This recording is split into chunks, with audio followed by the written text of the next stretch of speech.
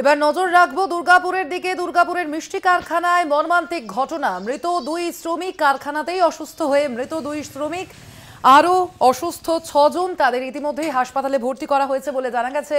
মৃত দুই যুবকের বাড়ি বাঁকুড়ায়। দুর্গাপুরের মিষ্টি কারখানায় মর্মান্তিক ঘটনা। কারখানায় অসুস্থ হয়েই মৃত্যু দুই কারিগরের। অসুস্থ আরও 6 জন, হাসপাতালে ভর্তি। মৃত দুই যুবক বাঁকুড়ার বাসিন্দা। ঘুমন্ত অবস্থায় তাদের মৃত্যু বলে জানা যাচ্ছে। অসুস্থ হয়েছেন আরও 6 জন কারিগর। তাদের ইতিমধ্যেই হাসপাতালে ভর্তি করা হয়েছে। তারা চিকিৎসাধীন রয়েছেন। রান্নার গ্যাস লিক করেই এই বিপত্তি, এমনটাই প্রাথমিকভাবে অনুমান করা হচ্ছে পুলিশের পক্ষ থেকে। এ বিষয়ে আমরা আরো বিস্তারিত জানবো। ফোন লাইনে রয়েছেন আমাদের প্রতিনিধি সঞ্জীব সুই। সঞ্জীব, কি খবর রয়েছে? দেখো, এই যে অতনু রুইদাস এবং বিধান রুইদাস দুজন বাঁকুড়ার বাসিন্দা, এরা দুর্গাপুরের ইস্পাত নগরীতে বিজন এলাকায় ওরা একটি মিষ্টি দোকানে কাজ করতো।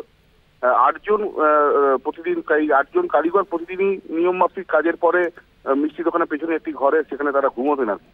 তো গতকালও সেই একই ঘটনাই ঘটেছিল এবং তারপরে আজকে সকালে একজন কারিগর বলে যে 8 জনই অসুস্থ হয়ে পড়েছে।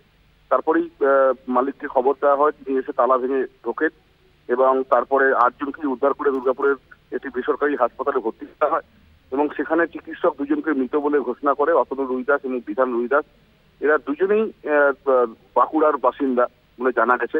এই ঘটনায় যথেষ্ট চাঞ্চল্য ছড়িয়ে পড়েছে ইস্পাত নগরীতে এবং কি কারণে মৃত্যু, এখন পুলিশের যেটা প্রাথমিক অনুমান যে ঘরের মধ্যে ঢুকে গ্যাসের একটা ঝাঁঝালো গন্ধ তারা পেয়েছেন সিলিন্ডারে। সেই সিলিন্ডারের গ্যাস সারা রাত ধরে লিক হয়েছে, সেই কারণে এই ঘটনা নাকি অন্য কারণে মৃত্যু, এটা পোস্টমর্টম রিপোর্টের পরেই জানা যাবে। আর তো এই মুহূর্তে চাঞ্চল্য রয়েছে এলাকায়।